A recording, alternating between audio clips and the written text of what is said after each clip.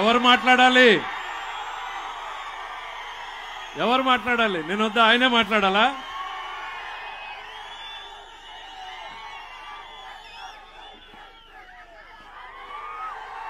అందరికీ, కుటుంబ సభ్యులందరికీ, తెలుగుదేశం పార్టీ, జనసేన కుటుంబ సభ్యులందరికీ కూడా హృదయపూర్వకంగా నమస్కారాలు తెలియజేసుకుంటున్నాను. మొన్ననే ఈ పెద్ద 25 ఎకరాల గ్రౌండ్లో 1,00,000 మంది పైన ఇటు 5 కిలోమీటర్లు ఇటు 10 కిలోమీటర్లు రోడ్డు బ్లాక్ అయ్యేటట్టు మీటింగ్ పెట్టాం. దిమ్మ తిరిగేటువంటి సమావేశం. మన రాష్ట్ర పార్టీ అధ్యక్షులు పబ్లిక్ మీటింగ్ అడ్రస్ చేసిపోయారు.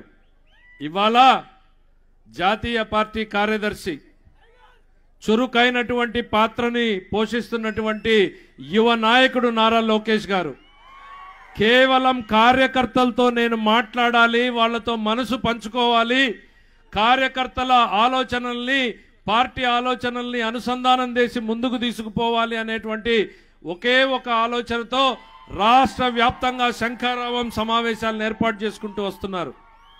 అభినందనీయం. సుదీర్ఘంగా గవర్నమెంట్ని తిట్టడానికి మనం చాలా ఇంకా మీటింగ్లు ఉన్నాయి, 40 రోజులు. మనం కుటుంబ సభ్యులు కలిసాం కాబట్టి మన ఎట్లా ముందుకు పోవాలి అనేది ఒక్క 2 నిమిషాలు మాట్లాడుకుందాం. ఎన్నికలు ఎంత దూరంలో ఉన్నాయి? ఓ 30 రోజుల దూరంలో ఉన్నాయి. కరెక్ట్గా 3 రోజుల్లోనో 4 రోజుల్లోనో ఎన్నికల షెడ్యూల్ వచ్చేటువంటి పరిస్థితులు వచ్చినాయి. మరి ఇట్లాంటి తరుణంలో నిన్న జరిగినటువంటి పరిణామాల్ని ఒక్కసారి మనం ఆలోచించుకోవాలి. దేశంలో వరుస విజయాలతో విజయ శంఖారావం పూరిస్తున్నటువంటి భారతీయ జనతా పార్టీ, తెలుగుదేశం పార్టీ, జనసేన 3 పొత్తును నిన్న ప్రకటించినటువంటి విషయాన్ని ఈ సందర్భంగా గుర్తు చేస్తున్నాం. ఇది దేనికి సంకేతం? దేనికి సంకేతం? భారతీయ జనతా పార్టీ ఈ ఆలోచన చేసింది అనంటే ప్రజల నాడిని మునివేళ్లతో పసిగట్టగలిగేటువంటి నాయకత్వం ఉన్నటువంటి భారతీయ జనతా పార్టీ, తెలుగుదేశం పార్టీ, జనసేనని రావాలి, కావాలి, కలవాలి అని కలుపుకున్నారు అనంటే ఆంధ్రప్రదేశ్ ప్రజల గుండె చప్పుడు ఢిల్లీకి అర్థమైంది.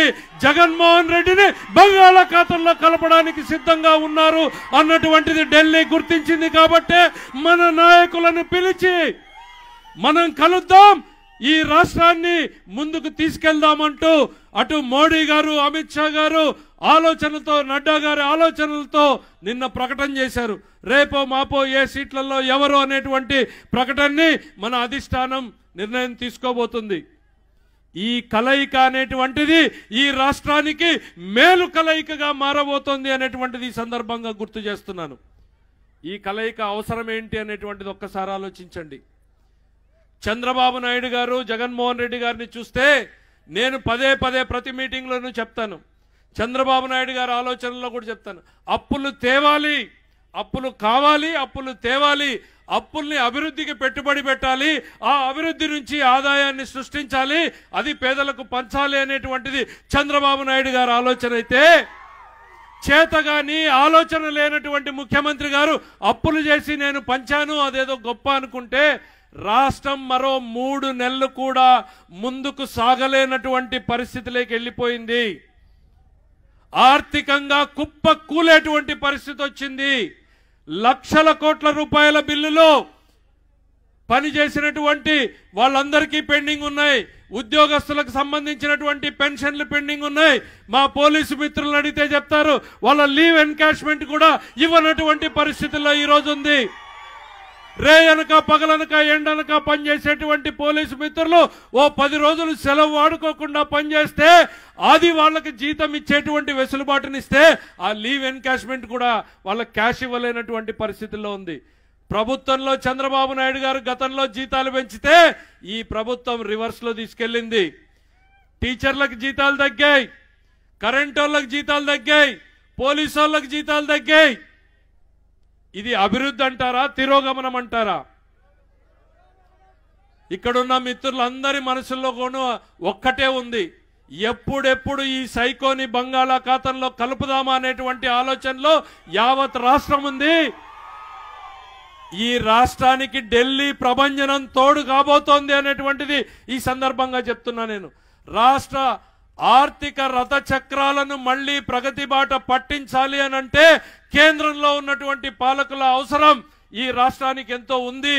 మరి వాళ్ళు మనల్ని గుర్తించి మనం కావాలనుకున్నప్పుడు మనం ముందుకు అడుగేయడం ఈ రాష్ట్రం కోసం మేలు కలయికగా మారుతుంది అనేటువంటిది ఈ సందర్భంగా మరొక్కసారి చెప్పదలుచుకున్నా. ఎందుకనంటే రాష్ట్రంలో జరిగినటువంటి కీలక పరిణామం ఇది, దేశంలోనే జరిగినటువంటి కీలక పరిణామం ఇది.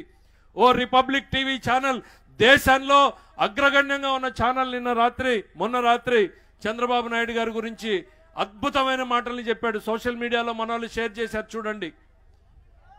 ఆయన రిపోర్టర్గా ఉన్నప్పుడు దేశానికి చంద్రబాబు గారు ఎట్లాంటి ఆలోచనలు ఇచ్చాడు అనేటువంటిది ఆయన రిపోర్టర్ చెప్పాడు. నేను ఇంతవరకు ఎవరిని పొగడలేదు, నా జీవితంలో ఇది కూడా పొగడతాను నేను అనుకోవడం లేదు, ఆయన గురించి నిజాలు మాత్రమే చెప్తున్నాను.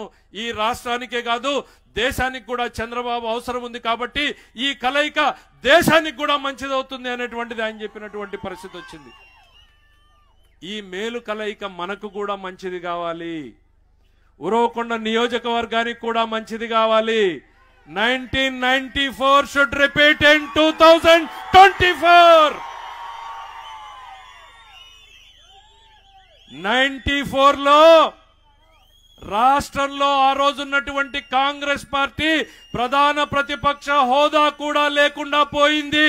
రేపు ఎన్నికల్లో ఈ వైఎస్ఆర్సీపీకి ప్రధాన ప్రతిపక్ష హోదా లేకుండా తరిమి కొట్టేందుకు మనం సమాయత్తం కావాలి అనేటువంటిది ఈ సందర్భంగా కోరుతున్నాం.